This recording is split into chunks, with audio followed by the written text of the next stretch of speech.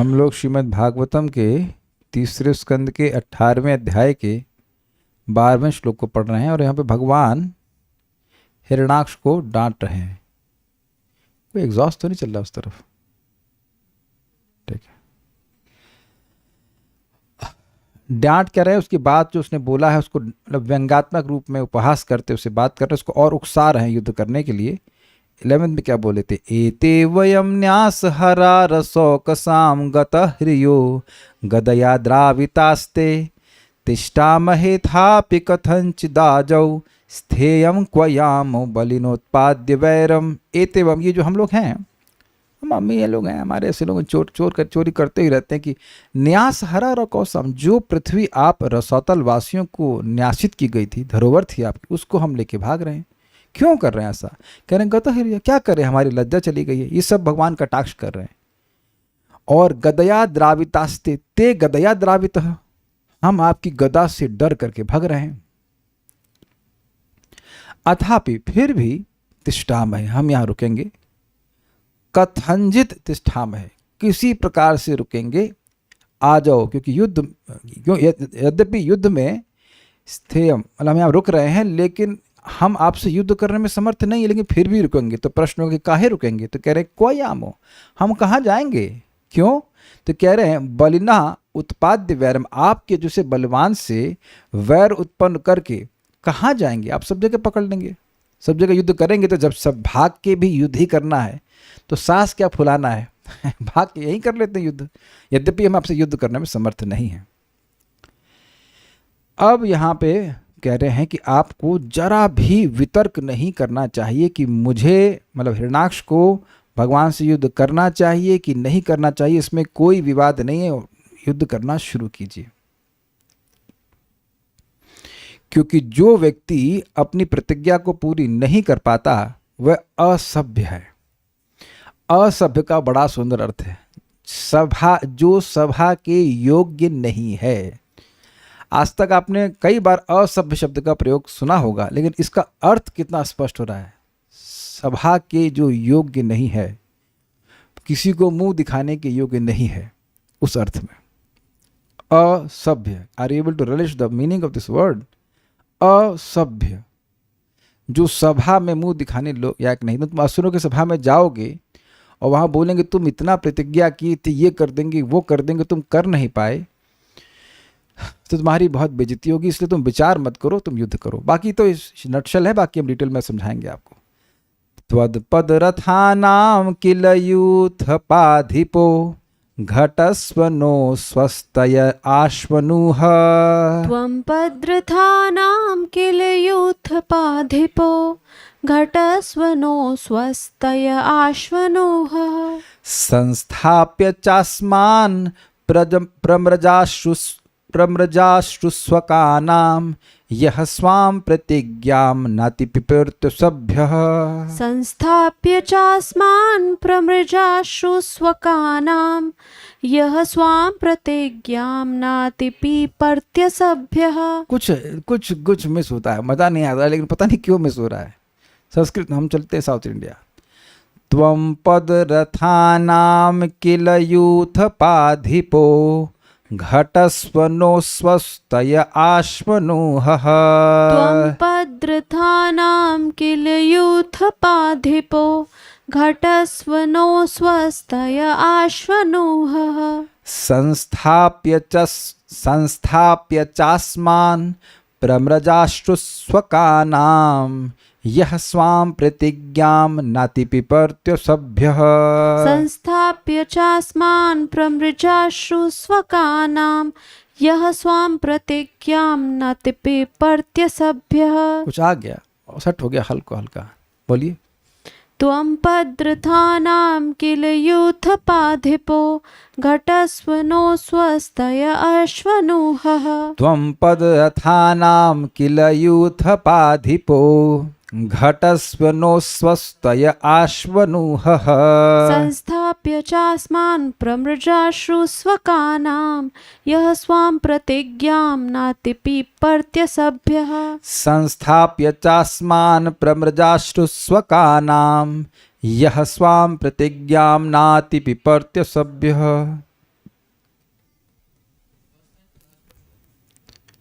First line का last word मतलब यूथपाधिपो, क्या कठिनाई है? आश्वनुह, आश्वनुह। तुम पैदल सेना के नायक की तरह हो, अतः तुम शीघ्र ही हमें हराने का प्रयत्न करो। अब इसका क्या मतलब है? भाई तुम पैदल हो तो हम कौन सा घोड़े पे हैं? अगर कोई, ये देखिए समझिए सिस्टम है ये, कोई युद्ध में जो घुड़सवार है वह घुड़सवार से ही युद्ध करता है, जो रथी है वह रथी से युद्ध करता है। आगे आ सकते हैं, कम फॉरवर्ड, पीछे माता जी भी आराम से बैठ सकेंगे, कम फॉरवर्ड। हाँ नहीं, मैं वेजिटेरियन खाऊंगा नहीं। तो ये इंटरेस्टिंग बात है, ये आपको पता है? ऐसे अर्जुन जो है वो किसी चिल्लर से युद्ध नहीं करेंगे। चिल्लर समझते हैं, मतलब जो ऐसे छोटे मोटे सैनिक उससे युद्ध नहीं करेंगे, वो बड़े बड़े लोगों से युद्ध करते हैं ना, रथी महारथी वाला सिस्टम रहता है। तो रथी जो है वो रथी से युद्ध करेगा, जो रथ पे है वो रथ पे से युद्ध करेगा। तो भगवान कह रहे हैं कि आप ये विचार मत कीजिए कि भाई आप पैदल हो, जो पैदलों की सेना है उसके आप नायक हैं और मैं भी पैदल ही हूँ। भगवान का इस समय, भगवान किस पे आरोहण कर रहे हैं, किस विमान पर आरोहण कर रहे हैं? क्या उत्तर है? कुछ नहीं, पैदल है। तो इसलिए हमारी लड़ाई बराबर की है, कोई दिक्कत नहीं। अब आप लोग कहेंगे ये सब क्यों सोचने की बात है? क्योंकि देखिए युद्ध की नीति होती है। ऐसा नहीं ये ड्रोन भेज दिया और बम मार दिया, ये कोई युद्ध थोड़ा हुआ, ये तो वीडियो गेम हुआ, ये युद्ध नहीं होता है। अब आजकल दोनों तरफ से चलता है, लेकिन ये युद्ध होता नहीं है। युद्ध मतलब आमने सामने की लड़ाई होती है। ये नहीं हम लोग वैसे बात कर रहे हैं, ऊपर से बम गिर गया, शेलिंग हो गई, ये कोई तरीका नहीं युद्ध का। This is not bravery at all. आजकल चल रहा है, क्या कर सकते हैं। तो वहां पे आप जानते हैं, अभी आप आगे भी देखना कि भगवान के हाथ से गदा छूट जाएगी तो ये प्रहार नहीं करेगा। ये इतना वीर है भाई, किसी के हाथ से कोई अस्त्र छूट जाए, शस्त्र छूट जाए तो अच्छा मौका है उसे मारने का ना, लेकिन ये प्रहार नहीं करेगा। तो ये सब नियम होते थे क्षत्रियों के। तो कह रहे हैं कि मैं पैदल हूं, आप भी पैदल, तुम भी पैदल, हम भी पैदल। तो कोई साम्यता होने के कारण युद्ध करने में वहां कोई कठिनाई तो नहीं है, हम खड़े हैं यहाँ पे। अच्छा, अब आपको एक घटना बताते जो सबको पता है। आपको पता है कि कर्ण अर्जुन से युद्ध कर रहे थे और उनका पहिया धंस गया था, याद है ना? अब तो समझ में आ रहा है आप लोगों को। कौन महाभारत नहीं देखा है हाथ खड़ा करो, या तो अभी का बच्चा होगा, मतलब जो खाली यूट्यूब देखता है, अन्यथा महाभारत सबने देखा है। तो अर्जुन युद्ध कर रहे हैं और कर्ण का पहिया धंस गया, तो उस पहिए को बाहर निकालने में लगे हुए हैं। तो अब वो रथी हैं कि पैदल हो गए? पैदल हो गए। तो उस समय अर्जुन को प्रहार नहीं करना चाहिए, तो अर्जुन रुक भी गए थे, उन पर नहीं प्रहार कर रहे थे। लेकिन भगवान बोले ये धर्म देखे हैं भाई साहब, ये आज तक कभी धर्म देखे हैं? कर्ण जो इनके लिए धर्म देखा जाए, मारो उसको, और गर्दन अपने बाण से काट दी थे। ये पता है घटना। तो नियम है कि जो रथ पे नहीं है उसको रथी लोग नहीं मारेंगे। ये बात हम तो यही समझ पा रहे हैं। इसीलिए तो तुम्हारे मन में कोई ऐसा डाउट नहीं होना चाहिए कि तुम्हें मुझसे युद्ध करना है कि नहीं करना है। उसके बाद कह रहे हैं तुम अपनी बकवास बंद कर दो। कौन बोल रहा है?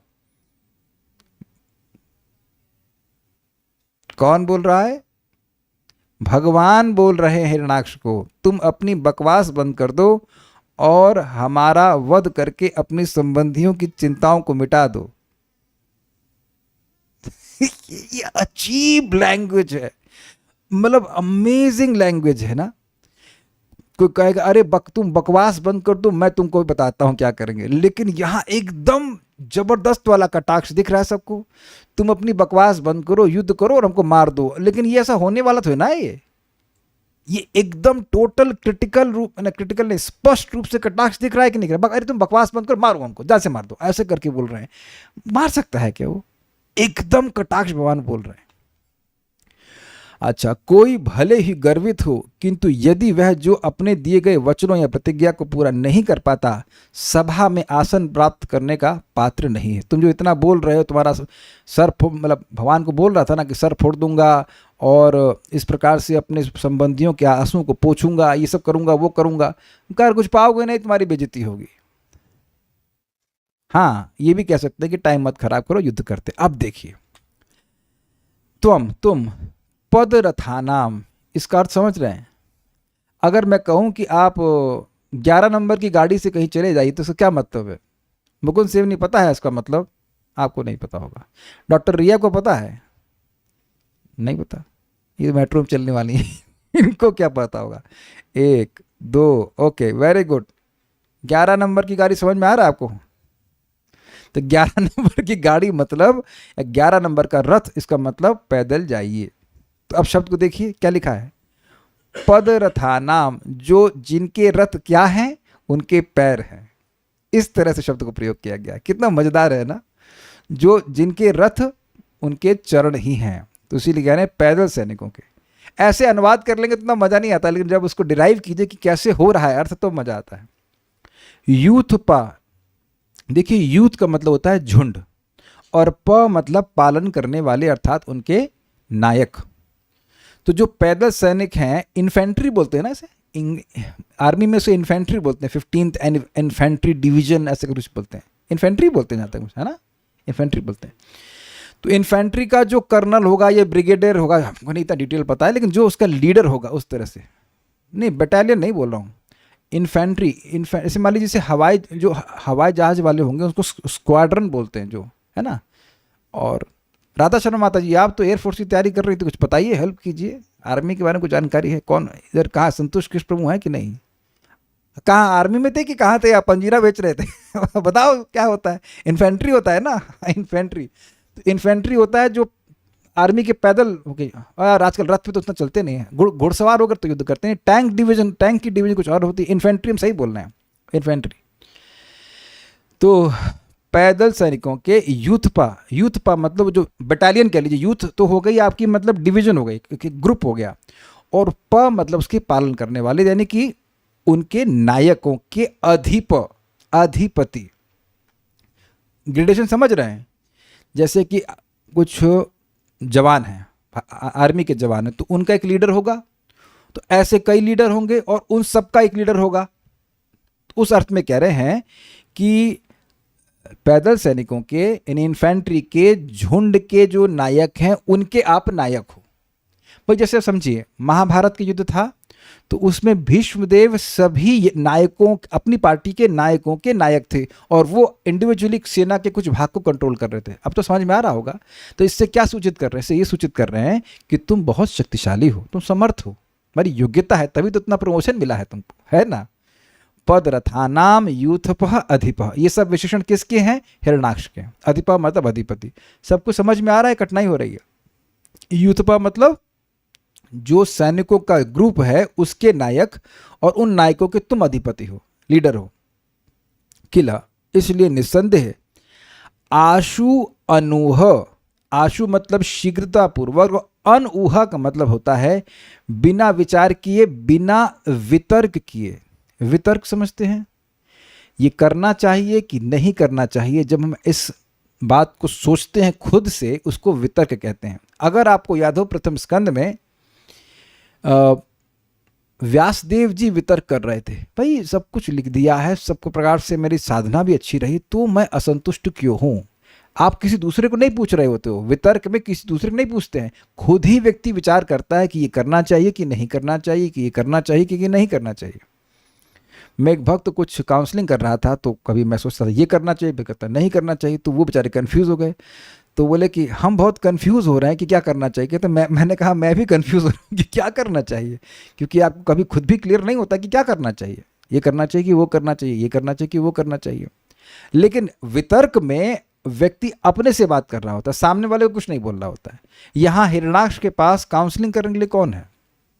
अब एक मेरा प्रश्न और भी है, भगवान यहाँ उसको सेना का नायक क्यों कह रहे हैं? सेना तो है नहीं उसके पास। बोलिए वेदवादिनी, बहुत दूर से प्रश्न नहीं हुआ है। क्या हिरण्याक्ष के पास सेना थी?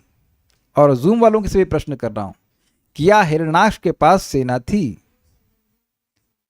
माइक पे बोलिए। जिन अपने संबंधियों के बारे में बोल रहा था, वो उनको इंगित कर रहे हैं, सेना। ये मैं भी सोच रहा हूं अभी। रसाव कसाम, कुछ अच्छी बात आ रही है यहां से। ये मैं प्रश्न किसी को चैलेंज नहीं कर रहा, मैं भी सोच रहा हूं कि इनके पास तो कोई सेना नहीं है। एक भक्त कह रहे हैं शायद नहीं थी। शायद क्या मतलब है? आप कथा क्रम से नहीं सुन रहे हैं। बिल्कुल इस समय कोई सेना नहीं थी। लेकिन एक विचार कीजिए, भीष्म देव जब अपने गुरु, क्या नाम उनका, जमदग्नि, क्या नाम उनका, परशुराम से युद्ध कर रहे थे, तो कितनी सेना थी उनके पास? एक भी सेना नहीं थी। लेकिन क्या उनको क्या उनकी योग्यता कुरुवंश के सेनापति के रूप में नहीं थी?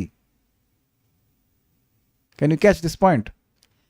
भाई युद्ध दो लोगों के बीच में भले हो रहा हो एक समय में, लेकिन सेना के पति होने की योग्यता थी कि नहीं थी? तो इनकी कोई सेना रही होगी, जैसे कि एक भक्त बोल रहे हैं रसातल वासियों की हो सकती है, या समवेयर जहां भी राज्य कर रहे हो। तो यद्यपि उनकी सेना रही होगी, लेकिन इस समय सेना नहीं है, यद्यपि पहले कभी रही होगी, लेकिन योग्यता के बारे में बोल रहे हैं कि योग्यता आपकी ऐसी है कि आप सेना के पति हैं।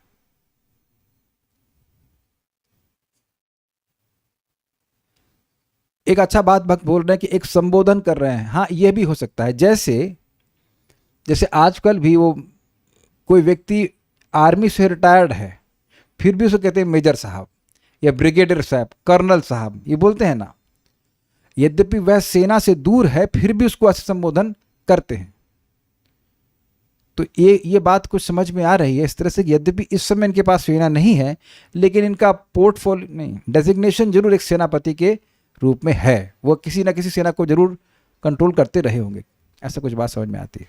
अच्छा, अब अनूह का मतलब क्या है? अनूह का मतलब है बिना वितर्क किए, बिना विचार किए। आपको कुछ सोचना नहीं है कि आपको मुझसे युद्ध करना है कि नहीं करना, करना चाहिए। नह अस्वस्थये घटस्व, हमको सॉरी स्पेलिंग मिस्टेक है, हमको हराने का प्रयत्न करो होना चाहिए, हारने का नहीं, हमको हराने का प्रयत्न करो। अभी क्या मतलब है? स्वस्ति मतलब मंगल, अस्वस्थि मतलब अमंगल। तो एक क्षत्रिय के लिए युद्ध में हारना ये अमंगल हुआ कि नहीं? अच्छा नहीं माना जाएगा। तो कह रहे हैं कि हमारे अमंगल को घटित करो, घटस्व, कुरुष्व, करो। घटस्व मतलब क्रियमाण करो, उसे करो, तुम हमको हराने का प्रयास करो, ये बात बोल रहे हैं। समझ में आ गया? च अस्मान, और हमें संस्थाप्य मारकर, स्वका नाम, अपने बांधवों के अश्रु अर्थात आंसुओं को, प्रमृजे पोछो। अब आपको याद हो तो यह बोला था कि तुमको मारकर मैं अपने आंसुओं, अपने संबंधों के आंसुओं को पोछूंगा। प्रमृजा, प्रमृज शब्द था ना, प्रमृजे स्वकानाम ऐसे शब्द था पहले। यह स्वाम, और अगर तुम ऐसा नहीं करते हो तो देखो, जो अपनी प्रतिज्ञा अर्थात प्रतिज्ञा को न अति पिपरती, नहीं पूरा करता है, असभ्य, वह सभा के अयोग्य होते हैं। मतलब वो सभा में बैठने के योग्य नहीं होते। भगवान बोल रहे हैं। बड़ी, हम कुछ इस पे हैवी नहीं कहना चाहते हैं, लेकिन आप शायद सोच रहे हो कि मैं क्या सोच रहा हूं। हाँ, नहीं, मैं कुछ सोच रहा हूं। प्रतिज्ञा हमारी है 16 माला जप करने की, और हम अधिक कुछ नहीं कहना चाहते। बुद्धिमान को इशारा काफी है। इसलिए जो व्यक्ति बुद्धिमान है वह अपने को कमजोर मानते हुए सुबह माला पूरा करने का प्रयास करेगा। ऑल्दो मैं एब्सोल्यूट रूल तो नहीं कह सकता, भाई किसी की नौकरी हो सकती है, लेकिन काफी संभावना है कि रात के लिए छोड़ देंगे तो अगले दिन के लिए छूट जाएगा। भाई देखिए, ईमानदारी की बात बोल रहा हूँ, मेरी कल की एक गायत्री अभी भी छूटी पड़ी है। एक माला का याद ही नहीं रहता करना। एक छूट गई थी, तो अब वो बैकलॉग हो रहा है। 5 मिनट लगता भाई साहब। आज याद दिला देना भाई, क्लास के बाद हम पूरा करने को है। जैसे बैकलॉग चल रहा है। It's just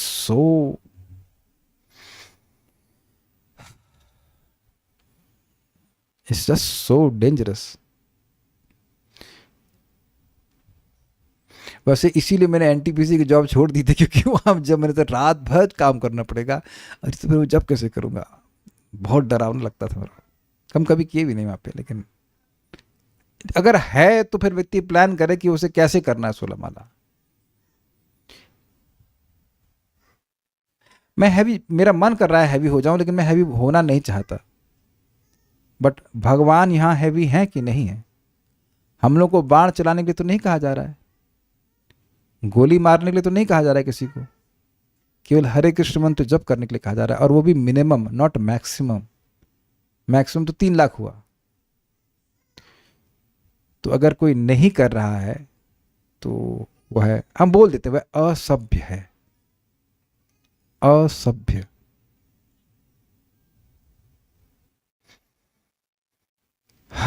हम सोच रहे थे कि ना बोले कठोर, लेकिन सीन इतना कठोर है तो उसमें से शिक्षाएं भी तो कठोर आएंगी। क्योंकि प्रभु, मुझे वो शब्द याद है, मिलिट्री डिसिप्लिन। प्रभुपाद इसमें बोलते हैं one has to practise Krishna consciousness like military discipline. करना है तो करना है, लाइक दिस। एक भक्त बोल रहे हैं बेसिकली भगवान उसको उसकी पावरफुल पोजीशन याद दिला रहे हैं कि तुम युद्ध करो। नहीं, ऐसा कुछ नहीं, खाली उकसा रहे हैं। उसको पता है कि वो पावरफुल है। उसे किसी ने श्राप थोड़ा दिया है कि तुम अपनी शक्तियों को भूल जाओगे। त्वम पद रथानाम, तुम जो पैदल सैनिकों के, यूथप अधिप, पैदल सैनिकों के, सेना नायकों के नायक हो, निसंदेह, किल मतलब निसंदेह, नह अस्वस्थ्य घटस्व, तुम हमको हराने के लिए प्रयत्न करो। आश्वनुह, जल्दी करो, और अनुह, कोई विचार मत करो। अब जो करना, झगड़ा करना, तुरंत सोचो मत, चलाओ गदा।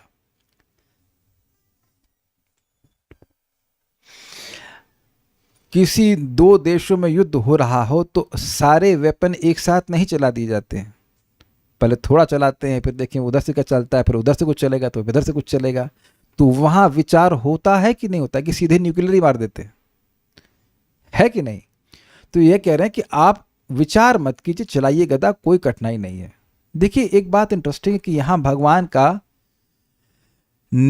की निर्भयता भी दिख रही है। तुम्हारे पास जो शक्ति है चलाओ, कोई टेंशन नहीं है। Do you agree? क्या सोच रहे हो तुम, चलाओ। संस्थाप्य चास्मान, और हमको मारकर, प्रम्रज अश्रु स्वकानाम, अपने संबंधियों के अश्रु को पहुंच दो। नहीं तो यह स्वाम प्रतिज्ञा, जो व्यक्ति अपनी प्रतिज्ञा को न अति पिपरती, पूरा नहीं करता है, वह असभ्य, वह सभा में बैठने लायक नहीं होता। वैसे एक बात हम यहाँ थोड़ा सॉफ्ट होकर बोल रहे हैं कि अगर किसी की माला पूरा होने में कठिनाई है तो उसे भक्तों की सभा में आना चाहिए। ये नहीं सोचना चाहिए तो मैं असभ्य हूँ और मैं सभा से बाहर चला जाऊंगा तो फिर तो एकदम ही बाहर चले जाएंगे, ऐसा नहीं सोचना चाहिए। लेकिन एक थोड़ा सा पुश करने के लिए मैं सब बोल रहा हूँ। And you taken a vow, that means you take a vow. परम पूज्य राधा गोविंद महाराज कहते हैं धर्म करने में क्या मतलब किचकिच या क्या क्या नहीं करना चाहिए कि इतना क्यों करना है, ऐसे क्यों करना है। धर्म हमारे ही लाभ के लिए है। ओके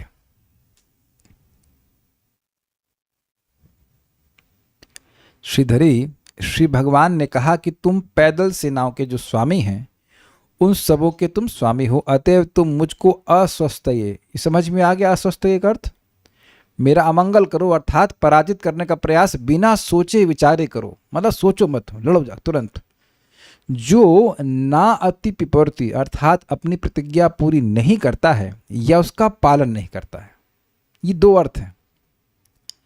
देखिए कोई प्रतिज्ञा किया और उसका वो पालन करने का भरसक प्रयास कर रहा है तब भी उसका सम्मान किया जाता है।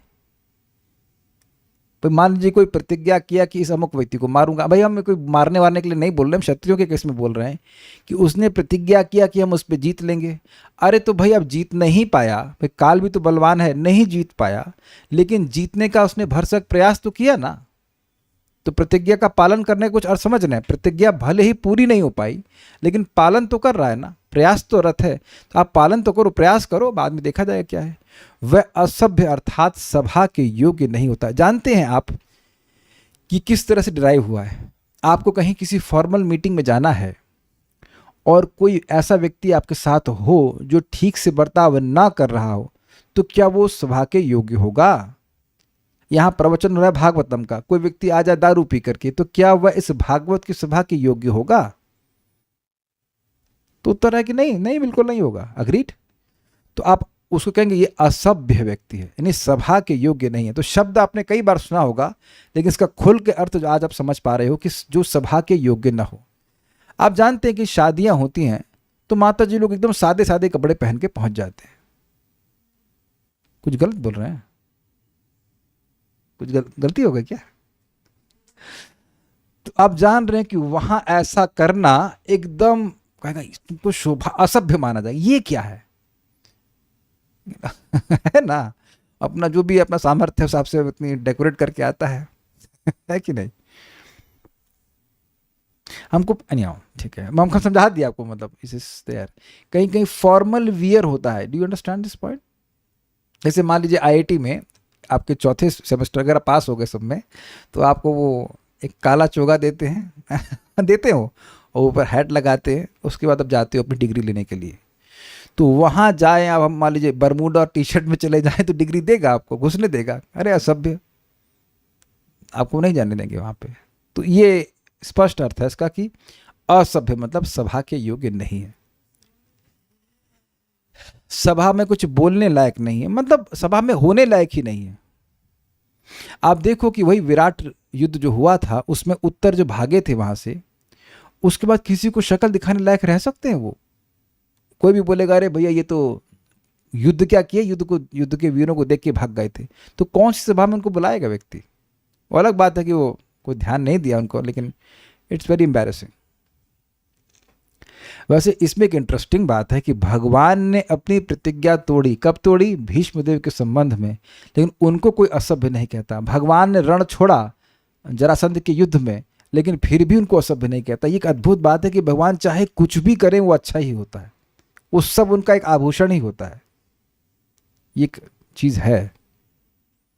लेकिन अन्य लोगों पे ये घटित होती है। जैसे देखिए इंटरेस्टिंग बात है, जैसे अभी कुछ देर पहले का मतलब हिरण्याक्ष कंटेक्स्ट में कुछ देर पहले, हमारे यहाँ कुछ दिन पहले हिरण्याक्ष जब गाली दे रहा था तो क्या बोला? अरे तुमको निर्लज्ज, तुमको लज्जा नहीं आती है, तुम भागे जा रहे हो, मैं यहाँ ललकार रहा हूँ तुम भागे जा रहे हो।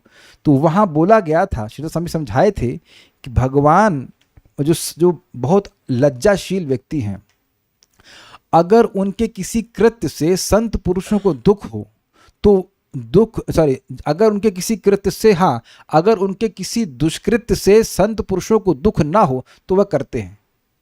जैसे पृथ्वी को लेके भगवान जा रहे थे तो पृथ्वी को छोड़ देते तो हिरण्याक्ष गपच लेता, तो पृथ्वी भयभीत थी, देवता भी भयभीत थे, तो भगवान अभी युद्ध नहीं किए, वो पृथ्वी को स्थापित किए, फिर वो युद्ध करने के लिए उपस्थित हो रहे हैं। तो उनका कुछ समय के लिए जो पलायन था वह निंदनीय नहीं था। अन्यथा कोई व्यक्ति युद्ध से भागता है तो उसको बहुत निंदित माना जाता है। ठीक है, सारार्थ दर्शनी। आज भी आप जानते हो कि भारत की सेना प्रसिद्ध है कि भागते नहीं है, वो युद्ध करते, मर जाएंगे लेकिन भागते नहीं है। They are very powerful. हमने सुना है ऐसा कि भारत की सेना के मतलब पास अगर उस तरह के अस्त्र होते से अन्य देशों में है तो उनको कोई भी नहीं रोक सकता था, कि इतना वेलर बोलते हैं, मतलब यहाँ पे इतना वेलर है, इतना वेलर शौर्य है लोगों में। प्रभुपाद जी का वक्तव्य है, उस समय लोगों को ड्राफ्ट किया जा रहा था। ड्राफ्ट समझते हैं? जबरदस्ती सेना में भेजा जा रहा था वियतनाम के युद्ध के लिए, अन्यथा उनको जेल में डाल देते। तो प्रभुपाद कह रहे हैं कि तुम लोग का देश अजीब है, भारत में लोग लाइन लगाते हैं सेना में भर्ती होने के लिए, उनके खून में ऐसा है, वो क्षत्रिय हैं, खून में ऐसा है कि वो युद्ध करने के लिए जाना चाहते हैं, और यहाँ क्योंकि तुम क्षत्रिय नहीं हो, शूद्र हो, इसलिए तुमको युद्ध के लिए भेजा जा रहा है, तो तुम उसको भाग रहे हो, बच रहे हो। Very very interesting. बट आज भी लोग सेना के लिए एग्जाम देते हैं, है कि नहीं? सारार्थ दर्शनी। पद रथानाम अर्थात जो पैदल सैनिकों के यूथप अर्थात समूह के दलपति हैं, क्लियर है, उनके भी तुम अधिप अर्थात अधिपति अर्थात स्वामी हो, इसलिए मतलब तुम योग्य हो, इसलिए न अस्वस्थये अर्थात हमें पराजित करने के लिए शीघ्र प्रयत्नशील हो। आशु लगा दीजिएगा। अनुह अर्थात बिना किसी वितर्क के यह कार्य करो, मतलब सोचो मत, टाइम मत खराब करो। तथा यह नाति विपत्ति तथा जो व्यक्ति अपनी प्रतिज्ञा को पूरा नहीं कर पाता वह अत्यंत असभ्य है, अर्थात वह सभ्य समाज के योग्य नहीं होता। ठीक है, तुमने ही अब थोड़ा अर्थ दूसरा आ रहा है, तुमने ही प्रेम पूर्वक मेरे द्वारा युद्ध सुख यानी वीर रस के अनुभव हेतु प्रतिज्ञा पूर्वक असुर भाव को अंगीकृत किया है। अतः यह स्वाम अर्थात जो अपनी प्रतिज्ञा की रक्षा नहीं करता वह सभ्य जनों की सभा में योग्य नहीं माना जाता। अब ये सभ्य जन कौन है? असुर नहीं, भक्तगण। भक्तों के समाज में होगा कि भाई जय विजय प्रतिज्ञा किए थे, इच्छा किए थे कि हम भगवान से युद्ध का, भगवान को युद्ध रस का आस्वादन कराएंगे। अब नहीं कराओगे तो तुम्हारा सम्मान नहीं होगा। कुछ ग्रहण कर रहे हैं कौन सी सभा में? इससे पहले जो अर्थ होगा वो सभा होगी असुरों की सभा, लेकिन यहां जो अर्थ होगा वो क्या होगा भाई? एक बात विचारणीय है ना कि इतना इनका भगवान से प्रेम है कि भगवान की कंप्लीटनेस में, पूर्णता में जरा सा भी ह्रास नहीं होने देना चाहते। भगवान पूर्ण है तो उनकी सारी इच्छाएं भी पूर्ण होनी चाहिए। तो वीर रस का आस्वादन तो केवल जय विजय ही करा सकते हैं ना, आई मीन से उनका कोई पार्षद ही करा सकता है। तो जय विजय की ये अत्यंत सेवा भावना ही है ना कि वह भगवान के लिए, भगवान की सेवा के सुख, भगवान को इस वीर रस की सेवा का सुख देने के लिए असुर तक बनने के लिए तैयार है ना। ये प्रसिद्धि है भाई। क्या आपको लगता है वैकुंठ में सबको पता नहीं है? सबको पता चल गया है। तो अब अगर वो युद्ध नहीं करेंगे तो उनकी प्रतिज्ञा, उनका संकल्प झूठा हो जाएगा कि नहीं? और ऐसे ही फालतू में बस असुर बन गए, युद्ध तो किए ही नहीं। ठीक, जैसे मान लीजिए मंदिर में अनाउंस हो जाए कि आज फीस्ट है, अब वहां पहुंचे खिचड़ी बट रही है, तब आप क्या कहेंगे? अरे यार ये क्या थी, इतना हल्ला कर दिया। आप बताइए, मंदिर में रोज सुबह अनाउंसमेंट होता है ना, आज सभी लोग आमंत्रित हैं, सब परिवार आइए, आज फीस्ट है। फीस्ट वहां जाए, आप कहते सूखा चना बट रहा है या खिचड़ी बट रही है जिसमें दाल है ही नहीं, हल्दी चावल, ऐसा होता नहीं। मैं एग्जाम्पल दे रहा हूँ कि मान लीजिए नहीं मिला तो अब गाएंगे कि नहीं गाएंगे? लोग गाएंगे, क्या गाते हैं अरे ये जला दिया, क्या फीस्ट था। जो फीस्ट देते हैं और अच्छा नहीं बनता तब तो लोग गाली देते हैं। कल्याण प्रभु आप लग रहा है खाते हो, अच्छा खाते नहीं इसलिए आपको पता नहीं, हम लोग तो हम खूब अनुभव कर चुके हैं। एक दो आइटम खराब बन गया, अरे यार कुछ बनाए नहीं, खराब ये। तो अब अपनी प्रतिज्ञा किस चीज की थी? फीस्ट की थी ना, नहीं दिए फीस्ट तब। कल वेदवादिनी बड़ी घबरा रही थी। क्यों घबरा रही थी? एकदम घबरा रही थी। इन्होंने बनाई तुरई की सब्जी और रोटी। अब तुरई गड़बड़, और देखिए मैंने कहा था कि सब्जी रोटी बना दीजिए, तो हमने क्या प्रतिज्ञा किया कि हाँ हम बना देंगे, बहुत सिंपल सी बात है। बट इनको लग रहा था कि नमक बहुत तेज हो जाएगा, हो गया है फॉर। तो she was like kind of shivering, इतना शिवर, इतना घबरा रही थी कि भगवान को तुलसी भी नहीं लगा के दी साधु है इसलिए डरेंगी ना कि प्रभु जी डांटेंगे, ये फलाना ढमका ना। तो अब ये भय हुआ ना कि हम प्रतिज्ञा किए कि हम भाई सब्जी रोटी बना के देंगे, मतलब अच्छी बना के देंगे, अंडरस्टूड है कि अच्छी बना के देंगे, नमक भर के तो नहीं देंगे। तो खैर हम प्रसाद पाए बाद में, तो कोई बात नहीं, बहुत अच्छा बना था। तो अ पॉइंट इज कि जो आप प्रतिज्ञा किए वो पूर्ण नहीं होगा तो कोई सभ्य जन व्यक्ति बहुत खराब मानेगा कि हम अपनी बात को पूरा नहीं कर पाए। हमको याद है एक बार मंदिर में सब एक बहुत उच्च वरिष्ठ भक्त थे और मतलब मैनेजमेंट की दृष्टि से भी वीबी ऐसी कोई पोजीशन पे थे। बुलाए सब एचओडीज को, बोले कि सब लोग को मंगल आरती आना है अगले दिन उनका अलार्म ही नहीं बजा और भागवतम क्लास भी थी उस दिन उनकी। तो प्रभु जी बोले, स्वीकार किए कि भाई देखो हम सबको बोले कि सब लोग आएंगे और हमारा ही अलार्म बजा नहीं, हम नहीं आ पाए। और सभा में बोले तो आप वो कुछ शर्म अनुभव कर रहे थे कि हम अपनी ही प्रतिज्ञा को पूरा नहीं कर पाए, है ना। इसको कहते हैं बत छोड़। सुना है शब्द आपने, बत छोड़? बात बोल रहा है लेकिन उसको छोड़ देता है। हमने कहा था, अच्छा हमने कहा था, हमें याद नहीं आ रहा, ऐसा करके तो कर ये बहुत खराब माना जाता है। नह अर्थात हमें, अब देखिए नह अर्थात हमें, यहां अर्थ होगा हमें सुख देने के लिए चतुर्थी विभक्ति का प्रयोग हुआ। मुझे पता है कि आपको नहीं समझ में आया, क्योंकि मुझे भी समझ में नहीं आया। नह अर्थात हमें, यहां हमें सुख देने के लिए चतुर्थी विभक्ति का प्रयोग हुआ। ये संस्कृत मेरे ऊपर से गई, उसमें बहुत सारी बातें थी जो मैंने सब छोड़ दी, ऊपर से बहुत सारे नियम बताए गए थे, छोड़ दिए। आपके सामने जो है उसको वैसे ग्रहण कर लीजिए। अब ये मजेदार है, हमें सुख देने के लिए आप युद्ध कीजिए। फिर कह रहे अस्वस्थये। अब इसको देखिए, अ से निकाल लिया असुनाम। असु का मतलब होता है प्राण, और स्वस्थ मतलब उनको त्यागने के लिए। अभी घबराइए मत, बताऊंगा अभी। अस्वस्थये अर्थात असुनाम स्वस्थये अर्थात अपने प्राणों के त्याग हेतु प्रयत्न करो। वह कैसे?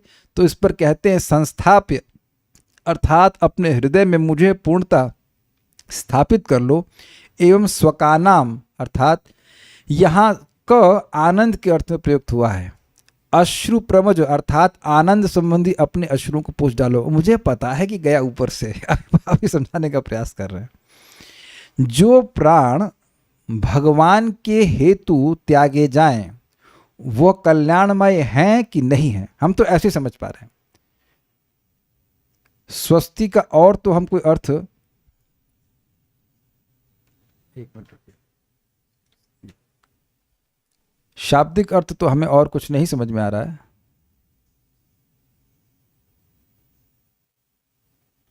यस, वेलफेयर के अर्थ में। तो कह रहे हैं कि असुनाम, अ से उठाया असुनाम, दिख गया आपको, अस्वस्थये, अ से उठाया असुनाम और स्वस्थ मतलब कल्याण। तुम अपने प्राणों को कल्याण में कार्य में लगाओ, अर्थात अपने प्राणों को मुझे अर्पित करो। युद्ध में वो मरना तो उसको है ही, ये भगवान का अर्थ है। कुछ धारण हुआ, भगवान के लिए किसी के प्राण निकले तो ये अच्छा है कि नहीं। चलिए, अभी आपको समझ में नहीं आ रहा होगा। देश के लिए सैनिक वीर गति को प्राप्त होते हैं कि नहीं। उनको ऐसा नहीं कहता है कि सैनिक मर गए, ऐसा कहने से बहुत अपराध माना जाएगा। क्यों? क्योंकि वहाँ भाई बहुत से लोग मर रहे हैं, कोई कोविड से मर गया, कोई टाइफाइड से मर गया, कोई डेंगू से मर गया, तो वहाँ तो नहीं कितनी भाई वो वीर गति को प्राप्त हुए। बोला है कभी किसी ने? कोई हार्ट अटैक से मर गया तो कहीं भाई वीर गति को प्राप्त हुआ? नहीं। तो लोगों के प्राण जा रहे हैं, लेकिन प्राण ऐसे कल्याणमय तरीके से नहीं जा रहे हैं। देश के लिए कोई व्यक्ति मरता है तो जगत में बोला जाता है वीर गति को प्राप्त हुए। तो उनका प्राण त्यागना अन्यों के प्राण त्यागने से अलग है। अब कोई भगवान के लिए प्राण त्यागे, तब किसी ने भगवान के लिए प्राण त्यागे हैं? कोई याद आ रहा है आपको? बलि तो जिंदा है। Dadhichi, very nice Dadhichi, yes. एक ये मैं सोच नहीं रहा था, ददीची यस। और very nice answer, exactly Jatayu के ही बारे में मैं सोच रहा था। जटायु गिद्ध है, कितने गिद्ध मरते हैं कौन उसको पूछ रहा है, लेकिन उसने भगवान श्री राम की सेवा में प्राण त्यागे कि नहीं त्यागे? उन्होंने कहना चाहिए, क्षमा कीजिएगा। तो आज भी उनका नाम शास्त्र में उल्लेखित है। अग्रीड। तो असुनाम स्वस्थये, जो मैं समझ पा रहा हूं, असुनाम शब्द, ओहो अब समझ में आ रहा है। असुनाम मतलब हुआ ये असुनाम शब्द षष्ठी विभक्ति, प्राणों के कल्याण के लिए त्यागो। अब समझ में आ रही बात। तुम्हारे प्राणों का कल्याण होगा कि जब तुम इन प्राणों को मुझको युद्ध में समर्पित करोगे, तो इसलिए प्राण त्यागो। समझ में आ रहा है? अभी मैंने समझाया ना सैनिक के उदाहरण से कि उसके प्राणों का कल्याण हुआ, प्राण त्याग का कल्याण की क्रिया का कल्याण हुआ, वह देश के लिए उसने बलिदान दिया। तो कहने कि तुम अपने प्राणों का कल्याण करो, मेरे लिए तुम प्राण त्यागो। ये बात भगवान श्री कृष्ण बोले हैं, प्राणेर अर्थ धिया वाचा श्रेय आचरणम सदा। प्राण से भी श्रेय आचरण करना चाहिए। तो इस युद्ध में भगवान संतुष्ट होंगे कि नहीं होंगे? होंगे। तो जिस कार्य से भगवान संतुष्ट हो उससे अधिक कल्याण जीव का होगा क्या, बताइए? तो इस अर्थ में कह रहे हैं अस्वस्थये। उम्मीद है कि इसको आप कुछ कैच कर पाए होंगे। बड़ा जबरदस्त, बहुत जबरदस्त है ये। एग्जैक्टली, प्राण त्याग को सार्थक करो। बहुत अच्छा आपने बोला। यस, प्रपात भी इसको समझाते हैं कि हम लोग पशु की तरह पैदा हुए हैं। इसका मतलब ये नहीं कि हम बाध्य है कि हम पशु की तरह मरेंगे। जैसे मैं एग्जाम्पल देता हूँ, मेरी माँ बता रही थी कि उनके दादाजी शरीर छोड़ने से पहले सबको बोले, जीवन भर भक्ति की कि अब मेरे जाने का समय आ गया है, तुम लोग रो मत, गोबर लीपना होता है वैसे लीप दो। वहाँ बैठ गए और बोले सब लोग भगवान का नाम लो। उनका नाम भी गोविंद था, और सबको बोले भगवान का नाम लो, भगवान का नाम लो, ऐसे करके शरीर छोड़ दिया उन्होंने। It's amazing. मेरी माँ के दादाजी, अमेजिंग ना। तो ऐसा प्राण त्याग करना तो बहुत अच्छा है ना, ये बात है। और फिर कहते हैं संस्थाप्य का अर्थ मारना नहीं था, अपने हृदय में सम्यक रूप से स्थापित करके पूरी तरह स्थापित कर लो। अब ये देखिए, स्व का नाम, तो क का अर्थ लिया है आनंद। स्व का नाम अश्रु प्रमज, तुम्हारे जो आनंद के अश्रु हैं उनको तुम पोंछ डालो।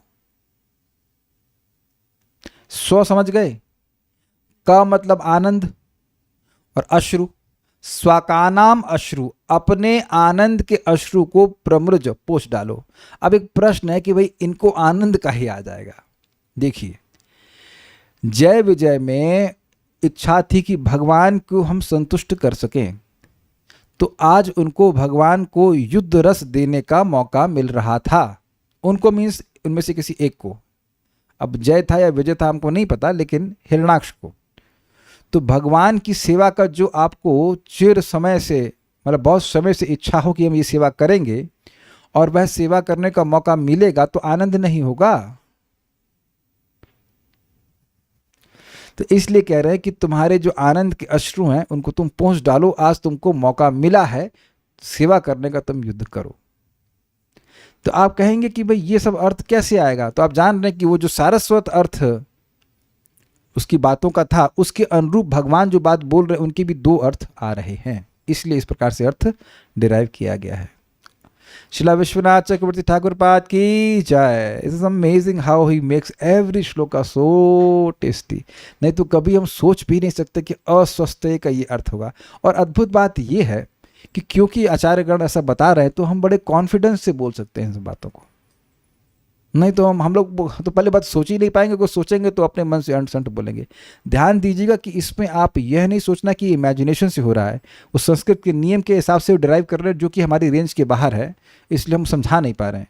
हो सकता हो कि किसी जन्म में हम संस्कृत पढ़ें तो मिस कर दिया, हमारे सर हमारे पीछे लगे थे, हमारे पवन प्रभु सीख भी लिए थे पाणिनि सूत्र और ये सब वो सब।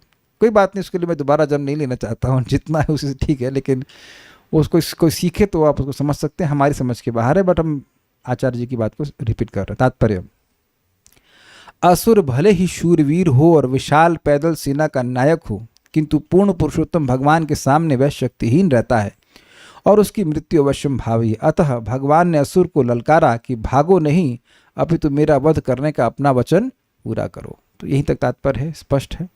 कोई प्रश्न किसी भक्त का तो मेरे ख्याल से नहीं है। So will stop here. Shrimad Bhagavatam की जय, श्रील प्रभुपाद की जय, निताय गौर प्रेमानंदे।